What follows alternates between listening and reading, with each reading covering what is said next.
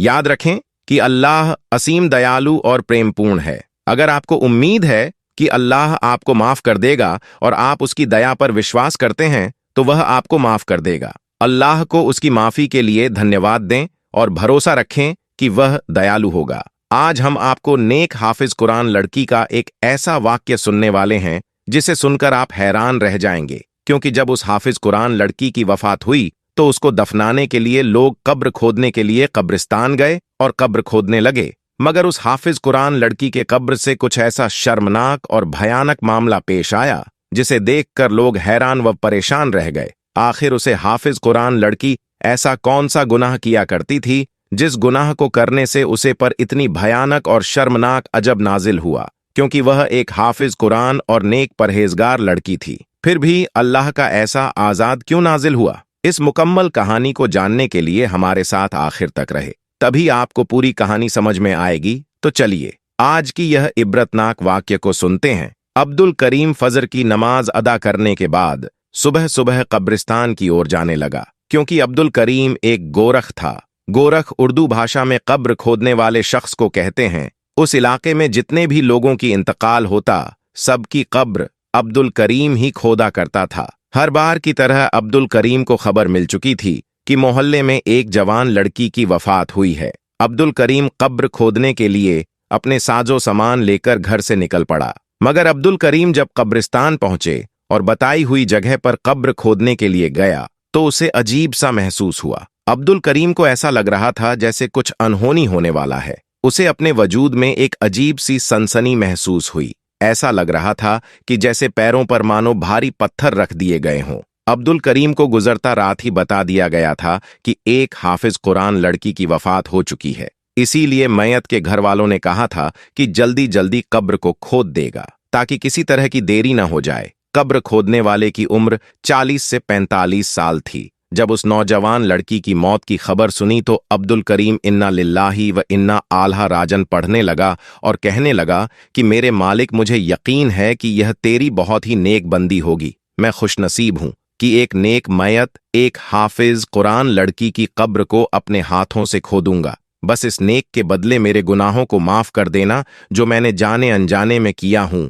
अब्दुल करीम अपना काम चालू कर दिया, यानी कब्र खोदना चालू कर दिया। मगर जो बात उसे अजीब लग रही थी वह उसके दिल की बेचैनी थी। आज से पहले जब कभी भी वह कब्र खोदने के लिए जाता था तो इस तरह का कुछ भी महसूस नहीं होता था। अब्दुल करीम का कदम भारी हो चुका था। अब्दुल करीम यही सोच रहा था कि पहले भी उसने इस कब्रिस्तान में सैकड़ों कब्र खोदा था, लेकिन उसे जमीन पहले से ज्यादा सख्त महसूस होने लगी थी। कई मर्तबा उसने औजार मारे, लेकिन पत्थर ही पत्थर निकलकर सामने आ रहे थे। अब्दुल करीम यही समझ रहा था कि शायद यह जमीन पत्थरीली है। इसलिए अब्दुल करीम ने सोचा कि चलो थोड़ा दूसरी जगह में कब्र खोदता हूं, शायद वहां पर पत्थर ना हो। लेकिन जैसे ही दूसरी जानिब से कब्र खोदना शुरू की तो उसके सामने ऐसा मंजर आया जिसे देखकर अब्दुल करीम पसीना पसीना हो गया। अपनी आस्तीन से माथे पर आया पसीना साफ करने लगा और सोचने लगा कि या इलाही, यह क्या है? कुछ भी समझ में नहीं आ रहा है।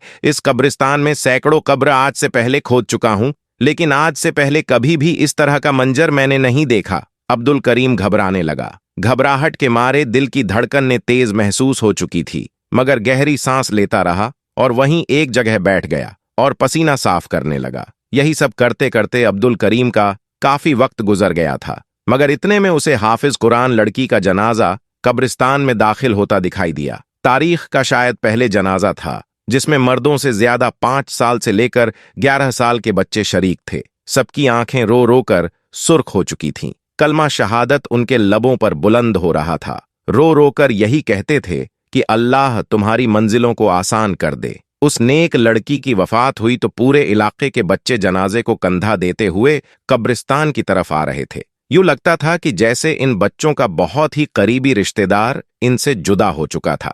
जब लोग पूछने के लिए आगे बढ़े तो यह बात सामने आई कि लड़की हाफिज कुरान थी। सभी बच्चों को कुरान पाक पढ़ाया करती थी। अपने उस्ताद के मोहब्बत के खातिर यह सब बच्चे जनाजे में शरीफ हुए थे। मायत कब्रिस्तान में दाखिल हो चुकी थी, जबकि गोरख अब्दुल करीम हैरत और खौफ से कब्र के पास इतने बड़े जनाजे की तादाद को आता हुआ देख रहा था। उसने बड़ों से ज्यादा बच्चों की इतनी ज्यादा तादाद इससे पहले जनाजे की शिरकत में नहीं देखी थी। वह बच्चे यूं रो रहे थे कि जैसे उनकी सगी मां वफात आ चुकी हो। कलमा शहादत जोर जोर से बुलंद था। जब अब्दुल करीम की नजर कब्र पर गई तो उसको बेहद बेचैनी और घबराहट शुरू होने लगी। जिस तरह से जनाजा लाया जा रहा था, यह मालूम होता था कि जैसे यह लड़की बहुत नेक पाक दामन हो, उससे कोई गुनाह कभी ना हुआ हो, तभी तो लड़की होकर उसके जनाजे में इतनी ज्यादा लोगों ने शिरकत की थी। लेकिन जो हालात कब्र के अंदर मौजूद थे, अब्दुल करीम घबरा चुका था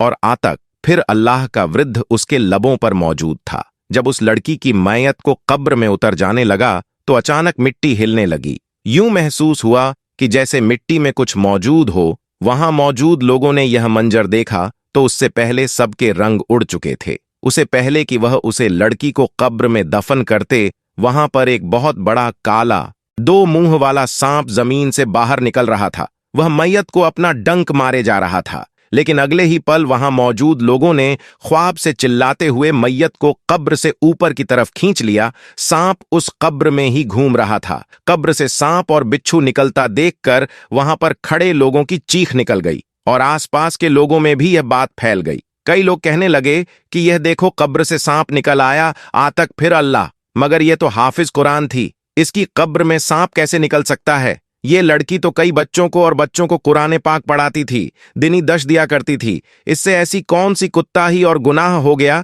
जो उसकी कब्र से इतना बड़ा काले रंग का सांप और बिच्छू निकल आए? लोग तरह तरह की बातें करने लगे थे। जनाजे में आए हुए लोग कब्र से दूर हटकर खड़े हो चुके थे। कोई भी कब्र के करीब जाने को तैयार नहीं था और ना ही उस मैयत को उठाकर कोई भी कब्र में दफनाने को तैयार था। अब्दुल करीम से कहा जाने लगा कि तुम एक नई कब्र तैयार करो। अब्दुल करीम ने लोगों के कहने पर दूसरी कब्र को खोदना शुरू कर दिया। लेकिन दूसरी कब्र खोदते ही वहीं भयानक मंजर देखने को मिला। वहां पर भी बहुत ज्यादा सांप और बिच्छू तादाद में मौजूद थे। जब यह मंजर वहां पर मौजूद 2 आदमियों ने देखा, जिनके बच्चे इस हाफिज कुरान लड़की के पास ही दीनी तालीम हासिल करने जाया करते थे। यह सब मामला देखकर लोग एक बहुत बड़े आलिम दिन की खिदमत में हाजिर हो गए। अलीम दिन अपनी खानकाह यानी कि अपने उजड़े में आराम फरमा रहे थे। यह वक्त उनके आराम का तो नहीं था, लेकिन अक्सर अपनी तबीयत को बोझल महसूस करते हुए थोड़ी देर के लिए आराम के लिए वक्त निकाल लिया करते थे। अल्लाह के बहुत ही नेक और बड़गुजर थे, जो बहुत बड़े अलीमुद्दीन थे। उनके गांव में किसी किस्म का कोई भी मुश्किल या कोई भी हादसा पेश आता या किसी भी किस्म की कोई भी परेशानी होती तो तमाम गांव वाले उनके पास आ जाया करते थे। वह बुजुर्ग पूरी रात अल्लाह की इबादत में मसरूफ रहते, पूरा दिन रोज में गुजार देते थे। उनके नेक नामी पूरे गांव में मशहूर थी। इसलिए वह दोनों आदमी जल्दी से भागते हुए मस्जिद में दाखिल हुए। जब उन्होंने 2 आदमियों को मस्जिद में दाखिल होते हुए देखा तो फौरन उठकर बैठ गए और उनका यूं घबराया हुआ देखकर खुद भी परेशान हो गए और पूछने लगे कि क्या माजरा है। वह जो कुछ अपनी आंखों से देख कर आए थे, सब कुछ मौलाना साहब को बता दिया। उसे सुनने के बाद तो मौलाना साहब की आंखें हैरत से खुल चुकी थीं। वह बुजुर्ग यह सब सुनकर आज तक फिर अल्लाह कहने लगे। आपको बता दें कि वह अल्लाह वाले बुजुर्ग अक्सर जंगलों में रहा करते थे, इसीलिए उस लड़की की वफात की खबर लोगों ने उन तक नहीं पहुंचाई। लोग सो रहे थे, वह जंगल में अल्लाह की इबादत करने गए होंगे। फिर वह बुजुर्ग कहने लगे कि मुझे भी कब्रिस्तान ले चलो। वह अल्लाह वाले उन दोनों शख्स से कहने लगे कि जब तक वह मंदिर में अपनी आंखों से नहीं देख लूंगा, मुझे इस बात पर यकीन नहीं आएगा। जैसे ही वह उसे कब्रिस्तान में पहुंचे तो लोगों का काफी भीड़ जमा था, मगर उस अल्लाह वाले को आता देख लोग जल्दी जल्दी रास्ता खाली कर रहे थे। मौलाना साहब खुद यहां पर तशरीफ ला चुके थे। मौलाना साहब दिल ही दिल में दरूद पाक पढ़ रहे थे। वह सोच रहे थे कि अल्लाह खैर करें, आखिर यह क्या माजरा हुआ है। मौलाना साहब ने एक नजर लड़की की मैयत पर डाली और दूसरी तरफ वहां पर मौजूद खड़े लोगों की जानिब डाली। एक तरफ बच्चे खड़े हुए थे, कोई भी मैयत के करीब नहीं जा रहा था। मौलाना साहब ने जब कब्र में झांक कर देखा तो उनका वजूद कांप चुका था। एक शख्स आगे बढ़ा और मौलाना साहब की खिदमत में सलाम पेश किया। फिर कहने लगा कि मेरी जिंदगी आप पर फिदा हो, मैं आपसे अर्ज करना चाहता हूं। पहले इस लड़की की कब्र पर पत्थर और कंकर निकलते रहे जो वजूद में चुभने वाले थे। दूसरी मर्तबा जब कब्र को दी गई तो कब्र में सैया रंग का बहुत बड़ा सांप निकल आया जिसे देखकर सभी लोग डर चुके थे। फौरन उस लड़की के कब्र को दूसरी जगह खोदा गया। जब कब्र को खोदा गया तो वही माजरा वहां भी देखने को मिला। हर कब्र में सांप और बिच्छू ही निकलते रहे। मौलाना साहब अपनी आंखें बंद करके पीछे हट चुके थे, क्योंकि इस वक्त कब्र में बहुत बड़ा आजदाहा यानी काला सांप मौजूद था और कब्र की दीवारों से मिट्टी हिलती महसूस हो रही थी कि जैसे बिच्छू दीवार में रिंग रहे हों और बाहर आने को तड़प रहे हों। मौलाना साहब यह मंजर देखकर घबरा गए। अल्लाह वाले की आंखों में आंसू आ गए। वह बुलंद आवाज में अल्लाह का जिक्र करना शुरू कर दिया। वहां पर मौजूद मजमा हाफिज कुरान लड़की की जिंदगी के मालूमात मौलाना साहब को बताया जा रहा था। मैयत यूं ही कब्रिस्तान में पड़ी हुई थी। अगले ही पल मौलाना साहब ने कहा कि इस लड़की की मैयत को मस्जिद में ले जाया जाए। लोग सरगोशियां कर रहे थे। आखिर यह क्या मामला है? ऐसा कौन सा गुनाह था जो यह लड़की किया करती थी? अल्लाह ताला ने इस पर यह अजब नाजिल कर दिया। मैयत को मस्जिद में मुंतकील कर दिया गया और उसके साथ साथ एक बहुत बड़ा मजमा भी मस्जिद में आ चुका था। लोग तरह तरह की बातें कर रहे थे। वहां पर मौजूद जितने भी लोग मौजूद थे, हर एक अपनी कहानी सुना रहा था। कोई कहने लगा, अरे हम तो इसे बड़ा ही नेक समझते थे। हाफिज कुरान होने के बावजूद लड़कों को अपने घर में तालीम दिया करती थी। यही वजह है कि अल्लाह ताला ने इस पर अजब नाजिल किया है। एक शख्स बोला, ये लड़की तो नाबालिग लड़कों को तालीम दिया करती थी, जिनकी उम्र 5 से 12 साल की थी। अब इसके साथ ये हुआ है। जैसे ही मौलाना साहब मस्जिद में दाखिल हुए तो एकदम से बिल्कुल खामोशी सी छा गई। लोग खड़े हो चुके थे। मैयत को किसी हाकिम औरत के सपोर्ट कर दिया गया और कहा गया कि इस लड़की के पूरे जिस्म की जांच पड़ताल की जाए और देखा जाए कि ऐसा कौन सा गुनाह किया करती थी यह लड़की जो इसके साथ ऐसा हुआ है। बाहर लोगों ने यह सोचना शुरू कर दिया कि अब लड़की की मैयत कब्र में दफना भी जाएगी या नहीं। जो कुछ इसके साथ हो रहा है ऐसा है कि यह बहुत ज्यादा गुनहगार है, तभी तो जमीन ने भी इसको कबूल नहीं किया। मौलाना साहब ने कहा कि खामोश हो जाओ। अल्लाह के हुजूर कौन कितना मकाम रखता है, कौन कितना गुनहगार है, यह तो वही बेहतर जानता है। ये सुनते ही सब लोग खामोश हो चुके थे, लेकिन दिल ही दिल में तो सभी की यह बात घूम रही थी कि आखिर बिच्छू और सांप एक हाफिज कुरान लड़की की कब्र से कैसे निकाल सकते हैं। मौलाना साहब ने सब लोगों को बुलाया और कहा कि जितने भी बच्चे इस लड़की के पास कुरान पाक पढ़ने जाया करते थे, उन सबको यहां बुलाया जाए। मैं सबसे कुछ पूछना चाहता हूं। तभी सब बच्चे मस्जिद में मौजूद थे। मौलाना साहब आगे बढ़े, बच्चों से बड़े ही प्यार से सवाल करने लगे, क्या तुम्हारी हाफिजबाजी तुम पर कभी हाथ उठाया करती थी या सख्ती बात करती थी? यह सुनकर बच्चे खामोश हो चुके थे। फिर कहने लगे कि ऐसा कुछ भी नहीं है, वह बहुत ही अच्छी लड़की थी। हमने तो पहले हर्फ ही उनके पास आकर सीखा। उन्होंने कभी भी किसी बच्चे के साथ सख्ती नहीं की और ना ही कभी किसी बच्चे को मारा था। सभी बच्चों का अमल भी यही था। बच्चे भी अपने चेहरों पर मुतब्बिन दिखाई दे रहे थे। मौलाना साहब ने सवाल किया, इस लड़की के घर में कोई और फर्ज मौजूद है? 2 आदमी वहां पर आए और बताने लगे कि मौलाना साहब इसके घर में तो सिवाय इसके और वहां पर कोई नहीं रहता। इसके माँ बाप का इंतकाल हो चुका है, वह अकेली रहती थी। न जाने तन्हाई में इसने ऐसा कौन सा गुनाह कर दिया जो अल्लाह पाक ने आजाद की सूरत में इसकी कब्र में सांप और बिच्छू ही बिच्छू कर दी। मौलाना साहब बेहाल हो चुके थे। एक तो लड़की ऐसी थी कि जिसके किरदार पर एक भी दाग दिखाई नहीं देता। सभी लोग इसकी इज्जत भी कर रहे थे और इसकी तारीफ करते भी नहीं थकते थे, लेकिन अब इसके करने के बाद इसकी बुराई कर रहे थे। मौलाना साहब खामोशी से अपने हुजरे में गए और 2 रकात नमाज अदा करने लगे। फिर नमाज अदा करने के बाद दुआ के लिए दोनों हाथ बुलंद किए कि मेरे अल्लाह, कल कायनात के मालिक मौलाना साहब अल्लाह के हुजूर इस कदर रोए कि उनका चेहरा मुबारक आंसुओं से भीग गया, दाढ़ी भी भीग चुकी थी। फिर सवाल करने लगे कि मेरे मालिक, आज से पहले मैं तेरी जात को हाजिर नजर जानकर हर फैसला किया है, आज भी मेरी मदद फरमा। इस लड़की ने ऐसा कौन सा गुनाह कर दिया है, जमीन इसको कबूल करने को तैयार नहीं है। रो रो कर इनका बुरा हाल हो चुका था। बार बार सोच रहे थे कि क्या मामला है। इसके घर में सिर्फ यह ताना रहती थी, सारा दिन लड़कियों और लड़कों को दीनी तालीम दिया करती थी। मौलाना साहब परेशानी में मुफ्तीला हो चुके थे। कुछ बच्चों का तो यह भी कहना था कि हमारी उस्ताद नहीं 5 वक्त की नमाज पढ़ती थी, कभी भी वक्त को खराब नहीं करती थी। आखिर इतनी नेक लड़की, उसकी कब्र में सांप और बिच्छू। यह एक अनोखा सा वाक्य था,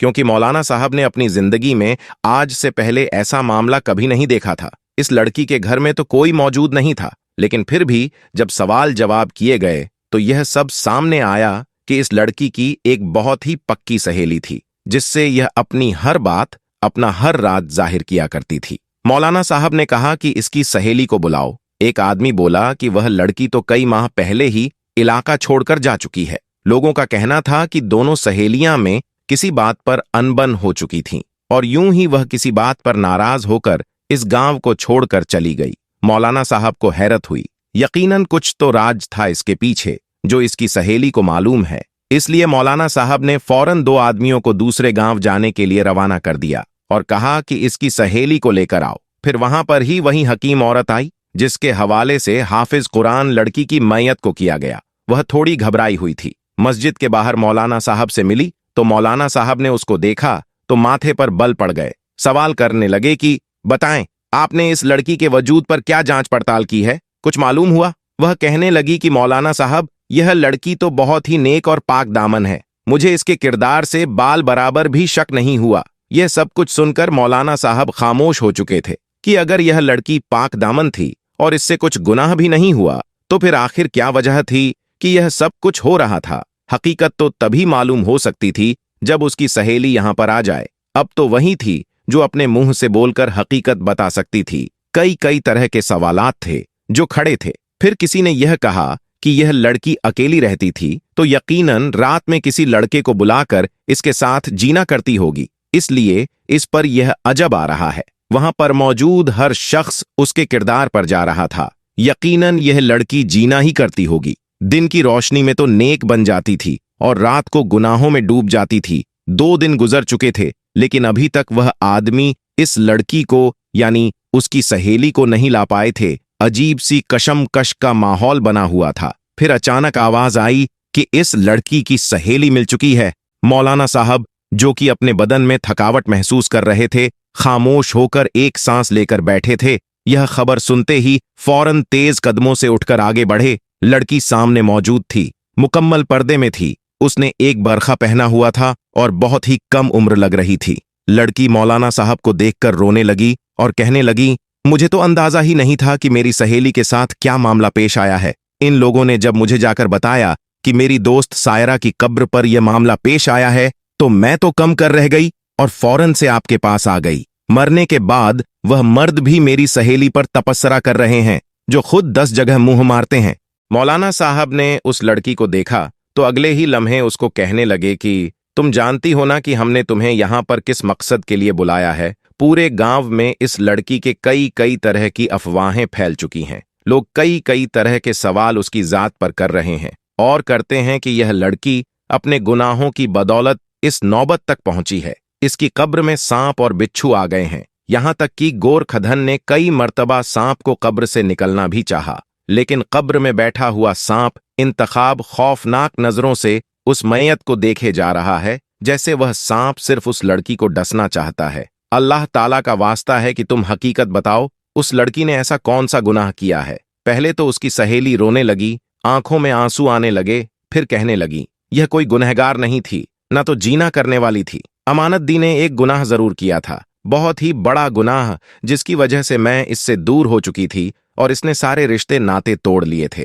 क्योंकि मैं जानती थी कि अगर मैं यहां पर रहूंगी तो एक मर्तबा फिर से मुझे इससे राब्ता जरूर करना पड़ेगा। लेकिन इस जैसी लड़की से मेरा राब्ता रखना मेरे लिए आसान नहीं था, क्योंकि मुझे मेरे माँ बाप मेरी जान से भी ज्यादा अजीज थे। मौलाना साहब उसकी बातों को सुन रहे थे। फिर उस लड़की से पूछना शुरू किया कि तुम बताना शुरू करो, आखिर इस लड़की ने ऐसा कौन सा गुनाह किया था जिसकी बदौलत आज इसके साथ यह सब कुछ हो रहा है? इसने ऐसा क्या किया? वह लड़की कुछ देर तो खामोश रही, फिर कहने लगी कि मौलाना साहब, मैं इस लड़की के पड़ोस में रहती थी। हम दोनों ने एक साथ ही कुरान मस्जिद हिफ्जा, मगर क्योंकि इसके वालिद पहले ही वफात आ चुके थे, इसीलिए पूरे घर की जिम्मेदारी इस पर थी। घर के खराब हालत की वजह से इसने बच्चों को कुरान मजीद पढ़ना शुरू कर दिया। इन दोनों माँ बेटियों का गुर्जर अच्छे से हो रहा था, लेकिन जैसे जैसे उम्र गुजरने लगी, उस हाफिज कुरान लड़की की वालिदा को दौरे पड़ने लगे।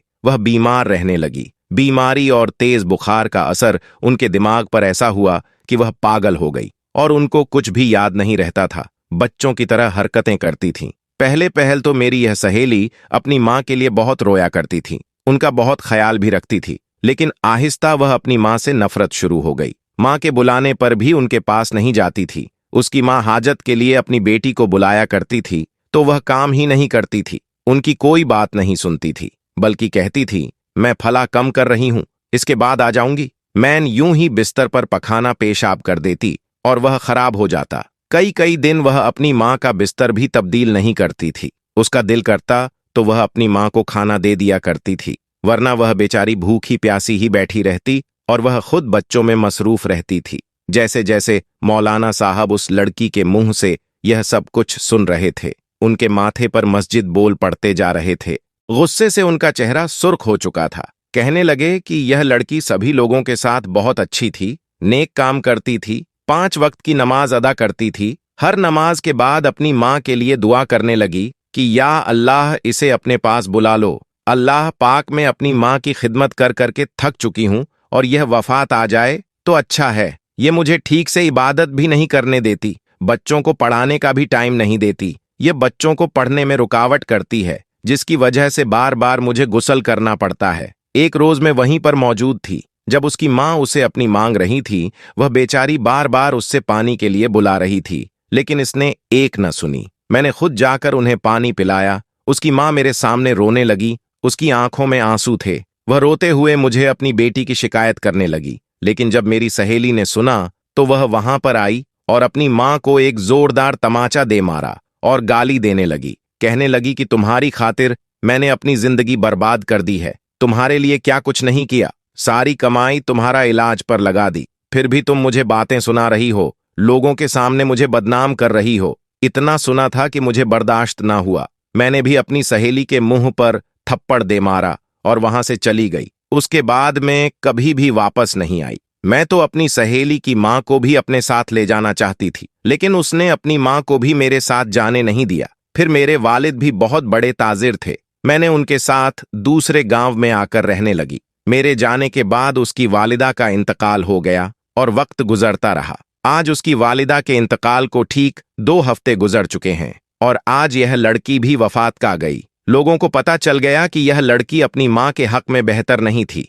माँ को गाली गलौज किया करती थी। अल्लाह ताला के तो सभी हकूक पूरे करती थी, लेकिन जब मन का मामला आया तो इसकी नाफरमान बन गई, हक की बात पूरे ना कर सकी। माँ के साथ उसका रवैया बहुत बुरा था। कुरान पाक में हमारा रब फरमाता है कि अपने वालदैन के सामने सर झुकाकर रहो और अपने माँ बाप को कभी उफ तक न कहो। लेकिन यह बदबख्त लड़की यह भूल चुकी थी कि उसने कितना बड़ा गुनाह कर दिया। वहां पर मौजूद सभी लोग रोने लगे, उनकी आंखों में आंसू आ चुके थे। जाने अनजाने में ही सब लोगों ने अपने वालिद से माफी मांगी और अपने बुरे रवैया का सबको बहुत ही पछतावा था। सब लोग रोते रहे, अल्लाह ताला से माफी तलाश करते रहे। इस लड़की के लिए अल्लाह से मगफिरत की दुआ करने लगे, क्योंकि माँ की नाफरमानी का अंजाम उन लोगों ने अपनी आंखों से देख लिया था।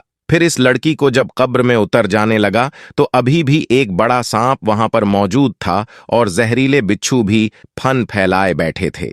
मौलाना साहब कहने लगे कि अब यहां इसका और अल्लाह का मामला है, इसको कब्र में इसी तरह दफन कर दिया जाए। अब वह सांप उस हाफिज कुरान के साथ ही दफन हो चुका था। प्यारे दोस्तों, एक बात हमेशा याद रखिए, मामला जितना भी संगीन हो जाए, कभी भी माँ की शान में गुस्ताखी न करना। माँ बाप का ना फरमान ना ही दुनिया में कभी खुश रह सकता है और ना ही आखिरत में, बल्कि इब्रत का निशान बन जाता है। माँ बाप का नाफरमान हमेशा जलील होता है, ना ही उसकी कब्र बर्दाश्त करती है और ना ही जहन्नम की आग बर्दाश्त करती है, और उसकी औलाद भी उसकी कभी भी फरमाबरदार नहीं बन सकती। माँ बाप दुनिया की सबसे बड़ी नेमत है। माँ बाप पर जितना लिखा जाए कम है। माँ बाप की कमी उन लोगों को सबसे ज्यादा खलती है जिनके माँ बाप नहीं होते हैं। हर मजहब में माँ बाप की अहमियत के बारे में बताया गया है, उनके साथ अच्छा सुलूक करने के लिए बताया गया है। इसी तरह इस्लाम धर्म में भी अपने माँ बाप के साथ अच्छा सुलूक करने और उनकी खिदमत करने की हिदायत दी गई है।